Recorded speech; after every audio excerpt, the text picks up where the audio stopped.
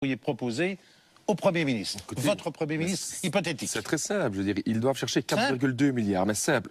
Eux, ils vont toujours venir chercher dans les poches des travailleurs. TVA à 22%, Sodadex pour les fonctionnaires, etc. Moi, je dis, allons chercher l'argent où il se trouve, c'est-à-dire chez les multimillionnaires. Il y en a de plus en plus en Belgique. On dit que c'est la crise, mais c'est pas plus ou moins 2% de la population. Si on ponctionnait un petit pourcent sur les fortunes de plus d'1 million d'euros, on pourrait apporter 7 à 8 milliards. Et c'est la taxe des millionnaires du PTB. Mais bien sûr. Et d'ailleurs, pour une fois, on va maintenant pouvoir la soumettre aussi à la Cour des comptes. Je veux dire, il est temps aujourd'hui d'aller chercher l'argent où il se trouve. Pourquoi? Parce qu'à force de venir chercher de nos poches à nous, M. Rebos, plus personne ne pourra consommer et la crise va encore s'approfondir. Et c'est bien ça le problème du gouvernement. L'année passée, ils nous ont vendu toute l'austérité en disant comme ça on va boucher le trou. Résultat, le trou est encore plus gros que l'année passée. Donc je crois que de ce côté-là, il y a une boucle sans fin qu'il est temps de rompre et je crois qu'il est temps de faire payer les millionnaires.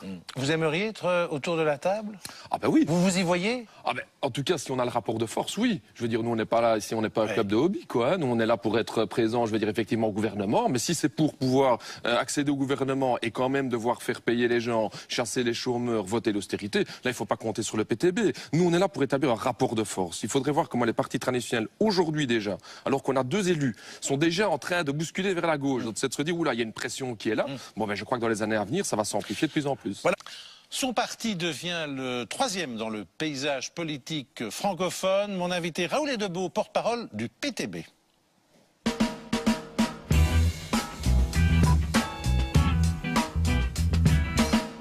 Raoul, plus cool que jamais, si j'ose dire, votre parti 3e dans le paysage politique francophone. Est-ce que les Bruxellois et les Wallons veulent devenir communistes? Bah, d'abord, c'est que des sondages, hein, M. Rebos, vraiment. Non, mais j'insiste vraiment. Hein, je veux dire, on a 16%. Moi, ça peut vraiment redescendre. Sont-ils tentés par le communisme? Mais je pense qu'ils sont tentés par effectivement, par une solution radicale qui est celle de sortir de cette austérité libérale qu'on nous vend à toutes les sauces et à toutes les couleurs de tous les partis traditionnels. Et moi, je rencontre de plus en plus de gens.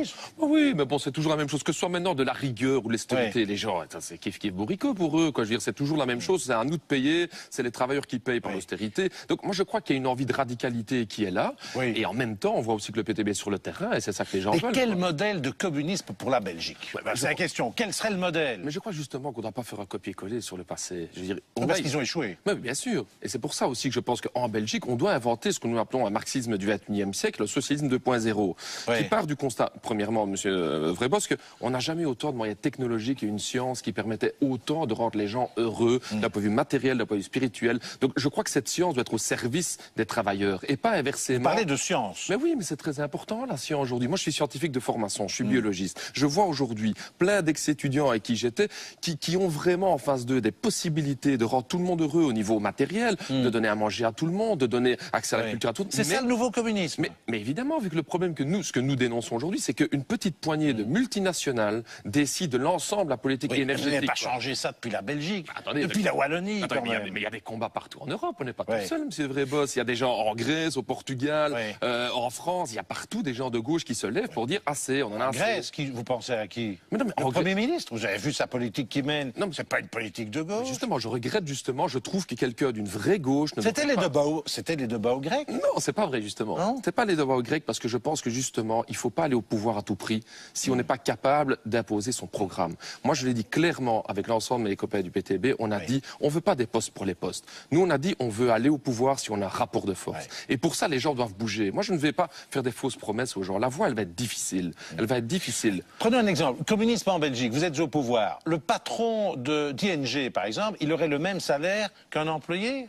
Non, mais pour moi, c'est pas une question de salaire. Non, mais exemple. Non, il aurait quoi? Le double? On a dit une échelle de 1 à 3. Moi, j'ai pas un problème que des gens qui ont des responsabilités gagnent 3 fois plus que d'autres. Mon problème... Un grand patron aurait 3 fois plus que le portier. Oui, mais mon grand problème, c'est pas la question du salaire qu'il gagne. Mon problème, c'est qu'il a foutu cette banque en l'air. C'est ça le problème. Une banque, aujourd'hui, elle doit servir à quoi? À impulser l'économie, à donner des prêts aux gens qui veulent acheter des maisons, etc. Et pas à faire du fric. Et du fric et du fric. Et c'est ça le problème avec ING. 7 milliards de bénéfices et on licencie des milliers de travailleurs. C'est ça le problème. Pour le futur, disent-ils, hein, pour se préparer au futur. Ça, mais c'est toujours la même chose. Donc on licencie pour le futur. Les banquiers sont des menteurs, des profiteurs? Je crois que beaucoup de banquiers ne sont pas des menteurs. Beaucoup de banquiers jouent le rôle qu'on leur donne à jouer dans le capitalisme, qui est celui de ponctionner une partie sur la production pour avoir de plus en plus de pognon qui va vers les plus riches. Et ça, je le dénonce aujourd'hui. Je crois que c'est important de le dire. 2 images de l'actualité. Alors le premier, on en a parlé toute la semaine, le fameux procès Westphal.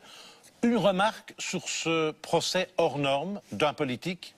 Écoutez, moi je ne vais pas me prononcer sur non, le fond du jugement, mais je pense que, en tout cas, le procès a bien montré que le procès d'assises a tous lieu d'être en Belgique. Je crois que c'est le seul procès encore où la population peut directement participer au jugement, et je crois que c'est très positif. Et donc, si on peut tirer une leçon aujourd'hui, c'est de dire au ministre Keynes qui veut réformer la cour d'assises et en fait presque la faire disparaître. Je crois qu'aujourd'hui, on doit dire au ministre arrêtez de penser qu'aux économies et pensez à la justesse des décisions qui doivent être prises par la justice. Et je crois qu'il y a intérêt à impliquer le citoyen. Alors, deuxième image de l'actu, elle est plus politique, c'est le secrétaire d'État de Crème qui a été faire un stage de 6 semaines dans une université américaine et le Premier ministre l'a rappelé. Écoutez, M. Ross, c'est quand même un truc de fou. Hein. Donc ça fait déjà 2 ans que c'est un secret de polichinelle, qui est un secrétaire d'État qui ne sert à rien en Belgique. Donc il est secrétaire d'État au commerce extérieur, mais ses compétences ont été régionalisées. Donc il n'a rien à faire. Il est payé 200 000 € par an et il ne fout rien. Et ici, carrément, au moins il faisait pendant 2 ans un peu semblant de faire quelque chose.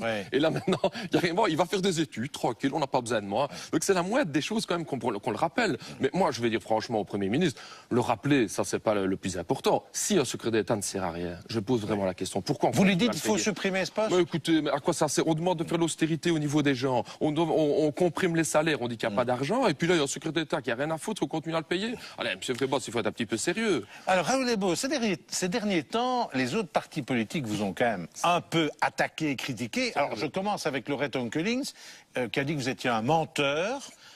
Parce que vous dites que vous avez inventé la sécurité sociale, etc., etc., et que si vous étiez au pouvoir, vous pouviez changer tous les traités européens. Elle dit, ce sont des menteurs. Mais c'est quand même. Elle n'a pas raison. Mais c'est qu'ils sont tous nerveux. Au niveau des politiques traditionnelles, ça fait 25 ans. Oui, mais changer les traités européens, c'est pas mentir. Mais attendez, quand s'est posé la question de sortir les enfants des usines.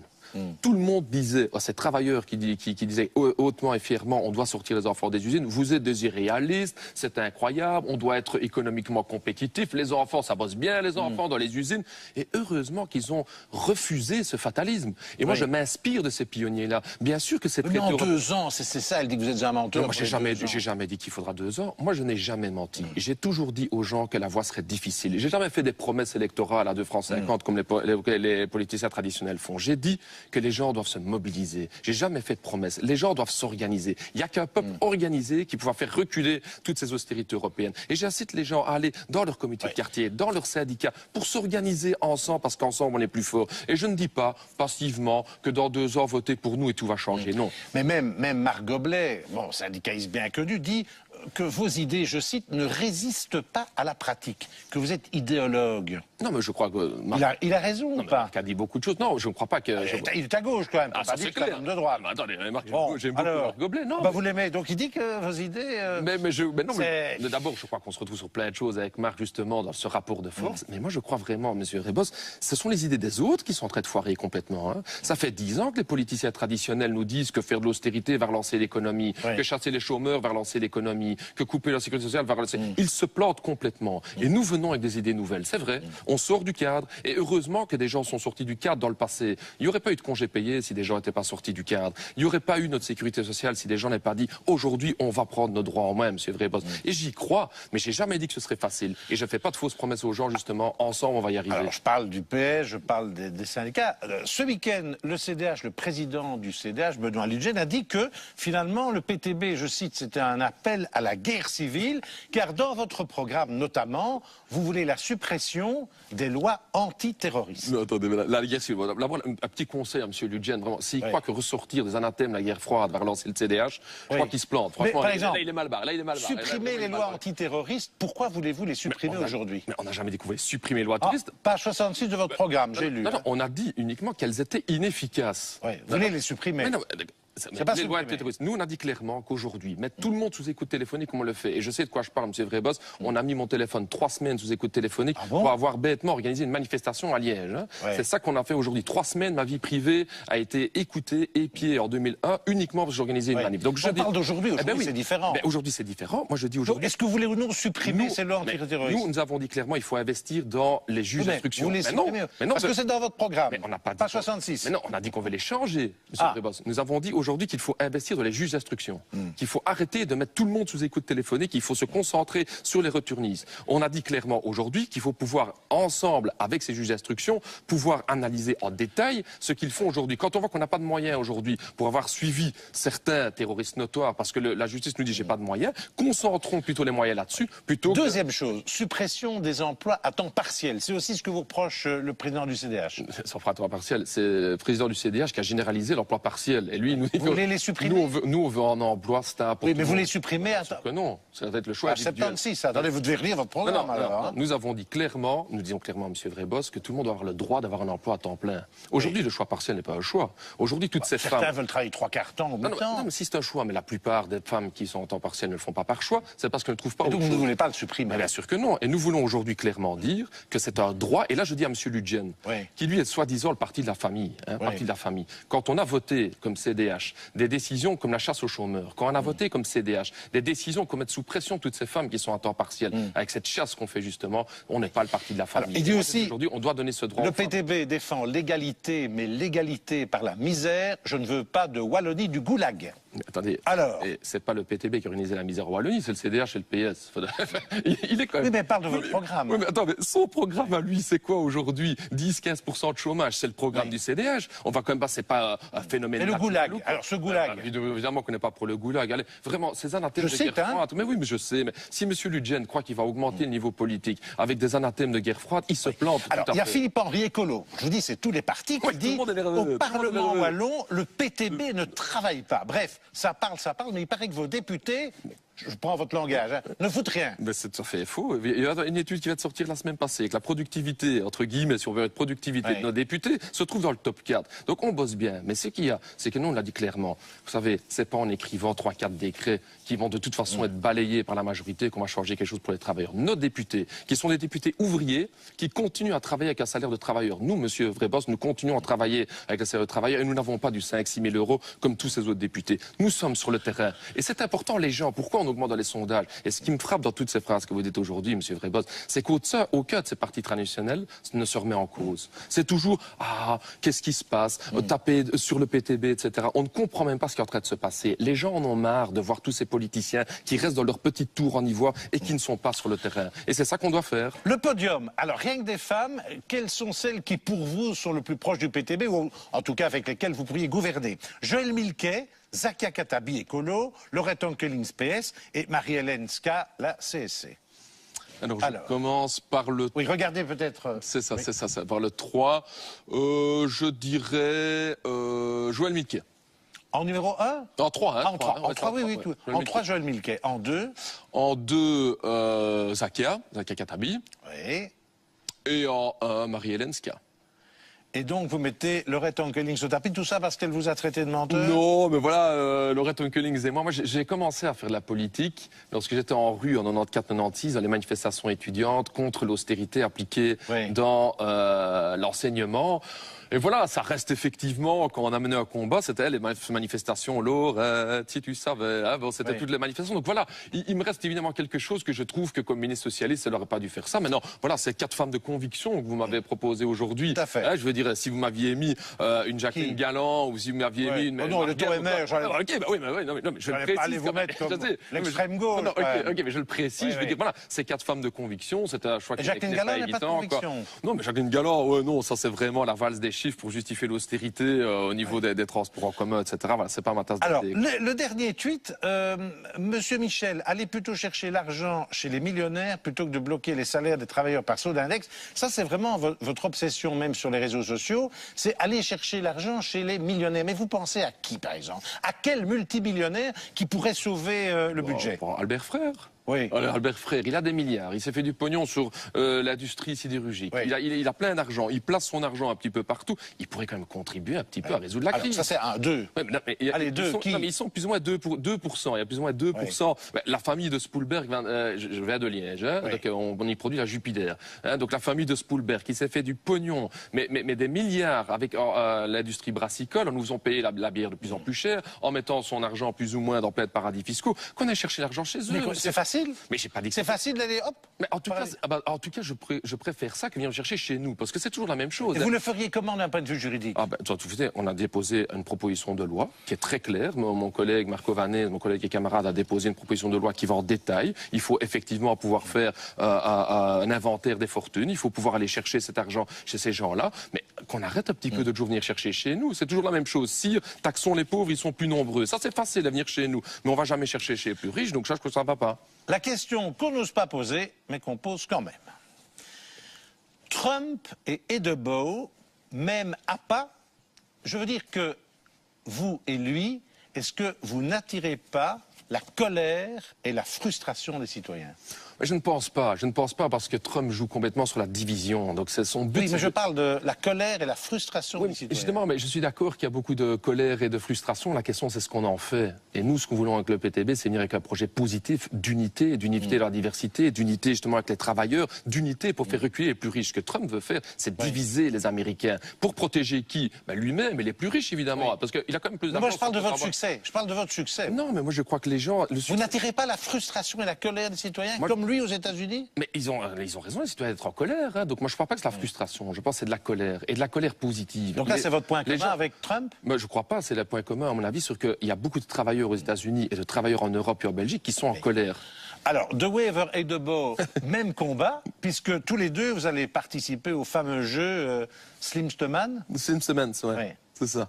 Oui, mais ouais, il part avec 3 longueurs d'avance sur moi, parce que lui, c'est un jeu en flamand. Vous n'avez pas encore participé? Non, ça va être... Et ça, c'est quoi? C'est pour devenir une vedette côté flamand? Non, je crois que, d'une part, vous savez, quand on est un petit parti, on crache pas sur une visibilité, hein, M. Vreboss, donc ça, c'est clair. Maintenant, voilà, c'est un jeu intéressant, je trouve important, comme politique qui vit à Liège, qui est né à Liège, d'aller aussi parler en Flandre et de montrer qu'on est encore un parti national. De ce côté-là, j'ai rien à voir avec De Wever, parce que lui, il connaîtra toutes les questions, je dirais, en néerlandais, etc., la culture qu'il va pouvoir avoir dans le jeu. Moi-même, je dois un petit peu me remettre à jour quand même. Hein. Tout ce que je sais, c'est que moi, je ne suis pas marxiste. Qui a dit ça?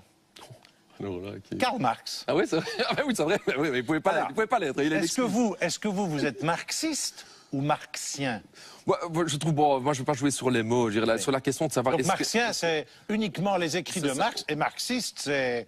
Tous ceux qui l'ont suivi, Épigone, non, c'est pas vrai, parce que je pense qu'il y a beaucoup de gens qui n'ont pas suivi justement ce que Marx a voulu dire. Moi, j'aime bien la théorie marxiste, justement, parce qu'elle permet d'analyser le monde aujourd'hui. Donc vous êtes marxien? Ouais. Non, mais j'aime pas. Ce que j'aime pas à marxien, c'est qu'alors ça. Pas marxien, j'ai dit. c'est ça. Parce qu'on reste sur la planète Terre quand même, c'est vrai, boss, quoi. Non, je préfère être un marxiste. Pourquoi? Parce que je crois que cette théorie, elle vaut la peine vraiment d'être réétudiée. Les crises économiques aujourd'hui, de la surproduction capitaliste, c'était déjà décrit il y a 150 ans dans les écrits de Marx. Et c'est ça qu'on doit résoudre. C'est quand même pas normal, monsieur Vreboss, qu'avec autant de technologies, qu'avec autant de richesses autour de nous, il y a autant de pauvres, ça ne va pas quand même. Les États qui ont suivi, soi-disant, les écrits de Marx, ils se sont plus ou moins écrasés. Ils n'ont pas bien suivi les écrits de Marx. Oui. La Corée du Nord, par exemple. Un cauchemar. Trump ou le président de Corée du Nord pour la Wallonie? Non, mais attendez, vous avez pas... Ça vient un choix. Peste ou choléra, vraiment peste ou choléra, quoi. Vraiment, dans la Corée du Nord. Là, vous répondez pas. Allez, vite, des cotes sur 10. Les cours mixtes d'éducation physique, on en a beaucoup parlé cette semaine, une cote. Moi, je dirais 6. Mais je crois que ce qui manque, c'est toujours la même question, c'est ces politiques qui décident au-dessus de la mêlée des jeunes. Pourquoi on ne demande pas un peu la vie des jeunes, quoi? Mais non, mais c'est vrai qu'on est un peu avec les conseils étudiants, les conseils scolaires, qu'on leur demande... Les cours de citoyenneté, qui ont commencé aussi cette semaine. Voilà, moi je crois que sur le principe, j'ai envie de dire 7. Maintenant, voilà, dans la pratique, je vois que ça n'a pas le succès escompté. Les Diables Rouges. Et leur nouvel entraîneur, Roberto Martinez. Alors, dans l'état d'esprit, j'ai envie de dire 8. J'espère maintenant que dans la durée, ça va continuer. Quoi. Les accommodements raisonnables. J'ai posé la question à presque tous mes invités cette saison. Pour les zéro, en tout cas pour le moment. Moi, j'ai envie de dire, s'ils sont raisonnables, j'ai envie de dire 6. Oui, mais raisonnables. Mais s'ils sont irraisonnables, je vais mettre 0. C'est quoi raisonnable? Non, moi, je crois que justement, on est dans une société belge, à mon avis, où on doit aller beaucoup plus vers l'unité. Je constate qu'on est à des pays où il y a plus de discrimination en Belgique, je veux dire que ce soit à l'emploi, que ce soit dans le logement, etc. Un exemple d'accommodement raisonnable pour vous? Non, moi je crois que de ce côté... Les piscines séparées hommes-femmes? Non, mais ça c'est une question pour les femmes. Moi, par exemple, je vous pose la question. Moi je peux être favorable. Si des femmes disent qu'elles veulent des clubs de sport, mais c'est aussi une question de... Quand les femmes me disent, et il y en a régulièrement qui viennent me trouver, qu'elles en ont marre du machisme de notre société, qu'elles ont marre d'être matées, qu'elles ont marre de tous ces mecs qui leur font des remarques, elles ont raison. Et ça, c'est pas une question uniquement de religion, c'est une question aussi de respect comme femmes. Et je crois que nous, hommes politiques aussi, on devrait un peu les aider justement dans cette lutte contre les discriminations. Alors, vous êtes fils d'un militant du PTB, vous venez d'avoir vous-même un fils. est-ce que le déterminisme familial, c'est plus fort que le matérialisme historique?